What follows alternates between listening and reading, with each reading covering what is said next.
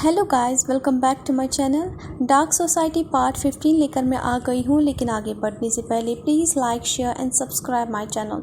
तो चलिए अब हम स्टोरी को शुरू करते हैं। ज़ैन फिर बारबी से कहता है, तुम्हारी बात सुनकर मुझे पता चल गया है। इस लड़ाई में शुरुआत में ही तुम्हारा जो रेट है वो मुझसे कुछ ज़्यादा ही अच्छा है। मैं बस आखिरी बार तुमसे कह रहा हूँ, दोबारा मैं तुम्हें ये नहीं कहूँगा। यीबो से दूर रहो, समझे। ये कहने के बाद ज़ैन उस रूम से चला जाता है और फिर वो वापस हॉल में पहुँच जाता है। जैसे ही ज़ैन हॉल में पहुँच जाता है तो उसकी नज़र सीधे यीबो पे पड़ती है। यीबो के आसपास काफ़ी ज़्यादा लोग थे और कुछ लोग तो यीबो के साथ बहुत ही ज़्यादा चिपके हुए थे। एक तो वो चिपके हुए थे और वो बार बार यीबो को कभी वहाँ कभी यहाँ टच कर रहे थे, लेकिन यीबो ज़ैन को ढूंढ रहा था। वो चारों ओर देख रहा था कि ज़ैन कहाँ पर है। जैसे ही यीबो की नज़र ज़ैन पे पड़ती है और ज़ैन उस वक्त यीबो की तरफ ही देख रहा था, फिर यीबो स्माइल करता है। यीबो बिना पलक झपके ज़ैन का एक्सप्रेशन देख रहा था और यीबो की तरफ देखकर ज़ैन समझ गया कि यीबो इस वक्त चाहता है कि मैं उसे रोकूं, लेकिन ये करने के बजाय ज़ैन अपने बगल में एक लड़की को खड़ा देखता है तो वो उसको पकड़कर अपनी तरफ खींच लेता है। उसके बाद ज़ैन उसे अपने और करीब लेकर आता है, फिर उसके साथ डांस करना शुरू करता है। ज़ैन उस लड़की के साथ डांस कर रहा था, लेकिन जो उसकी नज़रें थी वो यीबो पे ही थी। जितनी टाइम वो लड़की अपने हाथों को ज़ैन की बॉडी के ऊपर जितने टाइम वो लड़की अपने हाथों को ज़ैन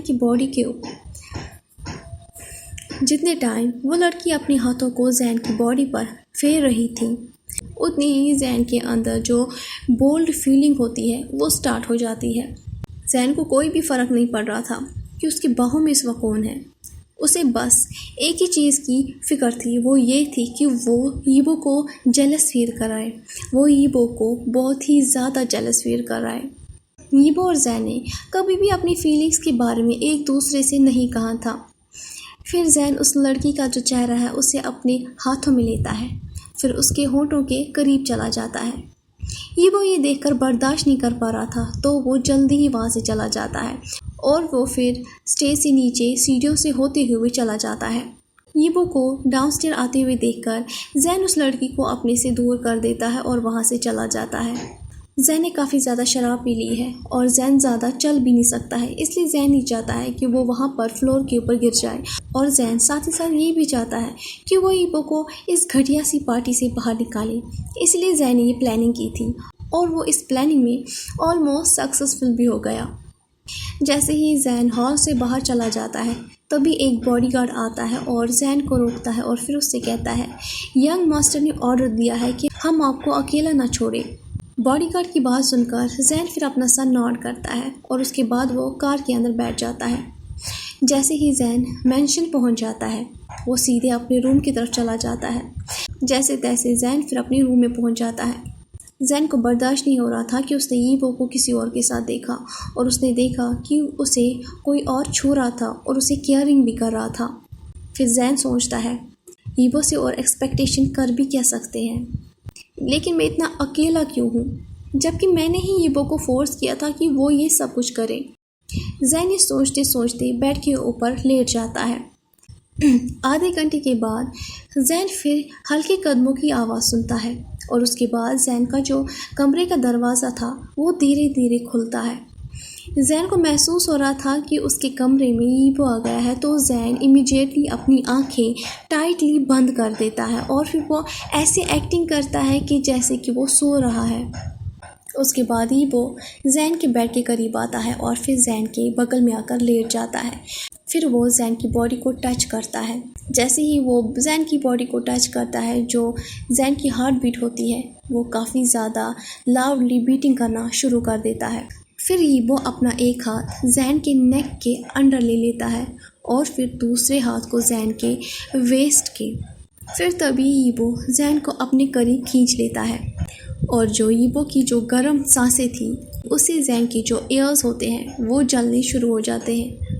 तभी यीबो ज़ैन के कान में धीरे धीरे कहता है, कोई भी तुम्हारे जैसा नहीं है ज़ैन, कोई भी तुम्हारे जैसा नहीं दिख सकता है। ये कहते हुए यीबो अपना जो चेहरा है वो ज़ैन के नेक के पास लेकर आता है اور پھر وہ زین کی جو سینٹ ہے اسے انہیل کرتا ہے. پھر وہ دوبارہ کہتا ہے کوئی بھی تمہاری طرح اسمیل نہیں کر سکتا ہے. یہ کہتے ہوئے وہ اور زیادہ زین کی باڈی کو ٹائٹن کرتا ہے جس سے زین کافی مشکل سے سانسیں لے پا رہا تھا. تبھی وہ دوبارہ کہتا ہے کوئی بھی تمہاری طرح محسوس نہیں کر سکتا ہے. ہیبو کی بات سنتے ہوئے زین پھر سوچتا ہے ہیبو تم سے ہی یہ ساری شروعات ہوئی تھی. تم ہی ایک راکشس بن گئے تھے اور میں تمہارا شکار. لیکن اب جو رول ہے وہ دھیرے دھیرے چینج ہو رہا ہے اور اسی لیے میں کافی زیادہ پریشان ہوں.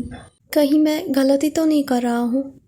کہیں ہم ہی دو شکار تو نہیں ہے اس بے رحم دنیا کے؟ نیکسٹ سین میں دکھاتے ہیں صبح ہو گئی ہے اور ہیبو کی نیند کھل چکی ہے.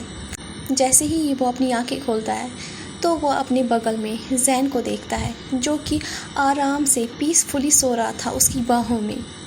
زین کا چہرہ اس وقت ہیبو کی طرف ہی تھا.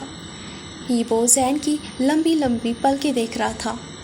زین کی ایک لیگ ہیبو کے ویسٹ کے اراؤنڈ تھی اور زین نے ایک ہاتھ سے ہیبو کا جو شرٹ ہے اسے ٹائٹلی پکڑ کے رکھا ہوا تھا. ہیبو پھر سوچتا ہے میں کافی زیادہ سرپرائز ہوں کہ پچھلی رات میں کتنی آرام سے سو گیا تھا. میں نے کوئی بھی برا سپنا نہیں دیکھا. آج کسی بھی برے سپنے نے میرا پیچھا نہیں کیا کیونکہ شاید تم میرے قریب تھے. لیکن اب زین تم میرے اتنے قریب ہو. میں چاہتا ہوں میرے اندر ڈیزائر ہے کہ میں تمہیں اپنے قریب لے کر آؤں. حالانکہ ایسا ہو نہیں سکتا ہے لیکن اس سے مجھے کافی زیادہ تکلیف بھی ہوتی ہے زین. میں یہ بھی جانتا ہوں کہ تم میرے پاس رہنا نہیں چاہتے ہو اور ساتھ ہی ساتھ تم نہ بھی نہیں کہہ سکتے ہو. لیکن پھر بھی تم میرے ہو. تم میرے لیے ہی بنائے گئے ہو. لیکن نہ جانے پھر بھی کیوں مجھے ڈر سا لگتا ہے. کسی چیز کا ڈر ہے مجھے. کہیں آنے والے کل میں دوبارہ میں تمہاری آنکھوں میں اپنے لیے نفرت اور ڈسکسٹنگ نہ دیکھوں جیسے کہ پہلے میں دیکھا کرتا تھا. صرف اور صرف پلیجر ہی ہے. سیکسی ایک ایسی چیز ہے جس سے میں اپنی سٹریس کو کنٹرول کرتا ہوں. مجھے کوئی بھی فرق نہیں پڑتا ان سب چیزوں سے. میں نے جب بھی آج تک کسی کا استعمال کیا ہے اگلے دن مجھے اس کا چہرہ بھی یاد نہیں رہتا ہے. صرف ایک ہی ایسا انسان رہا ہے میری زندگی میں جسے میں ہمیشہ اپنے پاس رکھتا تھا. وہ ہے باربی. لیکن اس کے پیچھے ایک ریزن بھی ہے. اس لیے اسے میں اپنے آپ سے دور نہیں کرتا تھا لیکن ساتھ ہی ساتھ میں اسے اتنا کلوز بھی نہیں آنے دیتا تھا. لیکن لاسٹ نائٹ سب کچھ بدل گیا زین. پہلی بار مجھے اسے نفرت ہو گئی. پہلی بار میں نے اپنے آپ کو فورس کیا. حالانکہ یہ کافی زیادہ فولش ہے لیکن زین کل تم نے مجھے پنش کیا مجھے اگنور کر کے مجھے پرووک کر کے جب تم اس لڑکی کے ساتھ ڈانس کر رہے تھے. سچ میں یہ بہت ہی بڑی بے وقوفی ہے زین. تمہیں کوئی بھی فرق نہیں پڑتا ہے. تمہیں کبھی فرق پڑ بھی نہیں سکتا ہے. ایبو یہ اپنے آپ کے ساتھ سوچ رہا تھا. تبھی ایبو کا جو فون ہے وہ رنگ کرتا ہے. رنگ کی آواز سن کر زین بنا اپنی آنکھیں کھولے اپنے آپ کو موو کرتا ہے اور وہ ایبو کی باہوں سے دور ہونے کی کوشش کرتا ہے. جیسے ہی ایبو یہ دیکھتا ہے تو وہ زین کو اپنے آپ سے دور ہونے دیتا ہے. ایبو یہ جانتا ہے کہ زین سونے کا ناٹک کر رہا ہے. وہ سو نہیں رہا ہے اور وہ کل رات بھی سو نہیں رہا تھا. وہ کل رات بھی ناٹک کر رہا تھا. پھر ایبو سوچتا ہے اینی وے ہم دونوں ناٹک کر رہے ہیں بالکل ایسے ہی جیسے کہ اس نے کچھ سنا نہیں اور میں نے کچھ کہا نہیں. تبھی ایبو کال کو ریسیو کرتا ہے. پھر وہ کہتا ہے ہاں میں تمہاری بات سن رہا ہوں باربی. جیسے ہی زین باربی کا نام سنتا ہے تو وہ امیڈیٹلی بیڈ کے اوپر بیٹھ جاتا ہے اور پھر اپنی آئیز کو رب کرتا ہے. پھر ایبو کہتا ہے اوکے میں تمہارا انتظار کروں گا. زین پھر سوچتا ہے کیا یہ بیوقوف انسان میری کمپلیننگ کرے گا. لیکن زین آلریڈی کافی زیادہ کنسرن ہے باربی کے میسی فنی ہیئر سے. تبھی وہ زین کی طرف دیکھ کر کہتا ہے تم نے اس کے ساتھ ایسا کیوں کیا. کیوں؟ زین جواب میں اسے کہتا ہے شاید اس لیے کہ میں اس کو وارننگ دے رہا تھا کہ وہ دوبارہ اپنی لمبی زبان نہ چلائے. یہ بات سننے کے بعد وہ گریننگ کرتا ہے اور زین کی طرف ہی دیکھ رہا تھا. لیکن تم تو بہت ہی زیادہ بزی تھے نا اس وقت اسٹیج پر ڈانس کرتے ہوئے باقیوں کے ساتھ. زین جیسے ہی یہ کہہ رہا تھا تبھی وہ نوٹس کرتا ہے. یہ کہتے ہوئے زین تھوڑا سا پاؤٹ کرتا ہے. زین کو پاؤٹ کرتے ہوئے دیکھ کر وہ اپنے آپ کو روک نہیں پاتا ہے اور وہ اسمائل کرتا ہے. اس کے بعد زین پھر بیڈ سے اٹھ جاتا ہے. پھر وہ ایبو سے کہتا ہے میں شاور لینے جا رہا ہوں اور اس کے بعد میں آفس کے لیے چلا جاؤں گا. تم اور تمہارا وہ سو کال باربی جو تم دونوں کو کام کرنا ہوگا تم دونوں کر دینا. یہ بات سننے کے بعد ایبو زین سے کہتا ہے زین، لیکن تب تک زین باتھ روم میں چلا گیا تھا. تبھی زین باتھ روم سے ایبو سے کہتا ہے اب کیا ہاں؟ تو ایبو جواب میں اسے کہتا ہے تم مجھے فورس کر رہے ہو کہ میں غصہ کروں. یہ بات سننے کے بعد زین ایبو سے کہتا ہے ہاں. زین کا ایکسپریشن ایبو دیکھ رہا تھا اور زین کافی زیادہ سیکسی اور کیوٹ لگ رہا تھا. تو ایبو زین سے کہتا ہے تم کافی زیادہ سیکسی اور کافی زیادہ کیوٹ لگ رہے ہو. ایبو کی بات سننے کے بعد زین اسے کہتا ہے کیوٹ مائی ایس. زین آلموسٹ چلا کر کہہ رہا تھا بیتھ روم سے تاکہ وہ ایبو کو اور زیادہ پریشان کرے. ایبو پھر چپ چاپ واپس بیڈ کے اوپر لیٹ جاتا ہے اور پھر پلو کو گلے لگا لیتا ہے. اس کے بعد ایبو دوبارہ زین کی وارم باڈی اور اس کی باڈی کا جو سینٹ ہے اسے فیل کر رہا تھا. ایبو کے دماغ میں کافی ساری چیزیں چل رہی تھی اور جو سب سے امپورٹنٹ چیز تھی وہ تھی جو کچھ بھی ایبو کے اندر کوالٹیز ہے وہ دھیرے دھیرے چینج ہو رہی تھی جس سے ایبو کافی زیادہ ڈر رہا تھا. اب اگلے سین میں ہمیں دکھاتے ہیں باربی مینشن آ چکا ہے.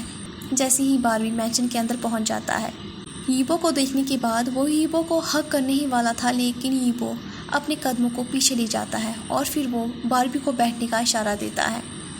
باربی کی آنکھوں میں کافی زیادہ درد اور غصہ دکھائی دے رہا تھا، لیکن اس مومنٹ میں ایبو کو اب کوئی بھی فرق نہیں پڑ رہا تھا. تبھی باربی ایبو سے کہتا ہے زندگی بھی کتنا بڑا مزاق کر سکتی ہے نا. میں نے کل رات کو ہی زین سے کہا تھا کہ تم اس کو جلدی چھوڑنے والے ہو، لیکن دیکھو تم نے مجھے ہی چھوڑ دیا. یہ کہتے ہوئے باربی پینفلی ہنسنا شروع کرتا ہے، لیکن اس کی آنکھوں میں صاف طور پہ درد دکھائی دے رہا تھا. پھر باربی دوبارہ کہتا ہے تم کافی سیلفش ہو. یہ بات سننے کے بعد ہی وہ باربی کو جواب میں کہتا ہے اچھا کیا میں نے اسے کبھی چھپایا ہے کیا؟ لیکن تم اس سے کافی زیادہ ڈیفرنٹ ہو. ایبو کی بات سننے کے بعد باربی ایبو سے کہتا ہے میں نے تمہاری مدد کی ہے پہلے. تو ایبو سے کہتا ہے اور میں اسے بھول نہیں سکتا ہوں اور اب میں نہیں چاہتا ہوں کہ تم یہاں رہو تاکہ تم مجھے بار بار اسے یاد دلا دو. تبھی باربی کہتا ہے ایبو کہتا ہے تم نے مجھے ہاسپٹل پہنچایا جب بھی مجھے بہت ہی بری طرح سے پیٹا گیا تھا، وہ بھی ایک بار نہیں بہت بار. تم ہمیشہ میرے ساتھ ہی رہے جب تک میرے پیرنٹس میرے پاس نہیں آتے تھے، لیکن تم کچھ زیادہ ہی تیز نکلے. تم نے ہمیشہ میرا استعمال کیا اپنے مطلب کے لیے. تبھی باربی سے کہتا ہے ایسا مت کہو، تم میرے لیے ہمیشہ پریشس ہی رہے ہو. تبھی وہ کہتا ہے پریشس؟ میں مرنے کی تگار پر تھا، لیکن تم نے ایک بار بھی ہیزیٹیٹ نہیں کیا میرے پیرنٹس کے ساتھ ڈیل کرنے میں. تم نے سیکنڈز بھی نہیں لیے. بنا کچھ جانے تم نے ایک ہارٹ وارمنگ سٹوری رپورٹرز کو دیا اور انہیں کہا کہ کیسے میں نے اپنی کلاس میٹس کو بلنگ کرنے سے بچایا. ایبو کی بات سننے کے بعد پھر باربی اسے کہتا ہے یہ سب کچھ اس کی وجہ سے ہوا ہے، اس آدمی کی وجہ سے. اس نے تمہارا برین واش کیا ہے. تم بس اس کی باتیں سن رہے ہو، یہ جانے کے بعد بھی کہ اس نے مجھے کتنا ہیوملیٹ کیا، تمہارے دوستوں کو کتنا ہیوملیٹ کیا اور تم کچھ نہیں کر رہے ہو. تبھی ایبو باربی سے کہتا ہے باربی لیٹس بی آنیسٹ، اگر دیکھا جائے تو شروعات تم نے ہی کی تھی، تمہارا ہی فالٹ تھا، لیکن پھر بھی میں تمہارے ساتھ اس طرح ٹریٹ کر رہا ہوں. باربی جواب میں ایبو سے کہتا ہے تمہیں کیا لگتا ہے کہ وہ تمہیں ٹریٹ باقیوں سے الگ کرے گا؟ ایبو اپنے آپ کو بے وقوف مت بناؤ. تبھی ایبو جواب میں اسے کہتا ہے دیکھو کچھ منٹس پہلے تم مجھ سے کہہ رہے تھے کہ تم مجھ سے پیار کرتے ہو، لیکن اب تم کہہ رہے ہو کہ یہ امپاسبل ہے کہ کوئی مجھ سے پیار کرے گا، کسی کے من میں میرے لیے فیلنگس ہو سکتی ہے. یہ بات سن کر باربی اسے کہتا ہے ایبو تم ایسا نہیں کر سکتے ہو. تبھی ایبو سے کہتا ہے میں اس پہ بھروسہ کرتا ہوں، حالانکہ میں نے پہلے اس کے بارے میں سوچا نہیں تھا، لیکن الفاظوں سے کچھ بھی ایزیلی کہا جاتا ہے. میں جانتا ہوں کہ وہ مجھ سے نفرت کرتا ہے، میں یہ بھی جانتا ہوں کہ وہ آنے والے کل میں مجھے تکلیف بھی دے گا. ہاں پر وہ مجھ سے کچھ چھپاتا نہیں ہے، وہ حقیقت ہے، وہ ہمیشہ میرے لیے آنیسٹ رہا ہے، حالانکہ اس کی ایکٹنگ سے، اس کے ورڈ سے مجھے تکلیف ہوتی ہے، لیکن پھر بھی کوئی بات نہیں ہے۔ آج کی سٹوری بس یہیں تک تھی، نیکسٹ پارٹ میں ملتے ہیں، بائے۔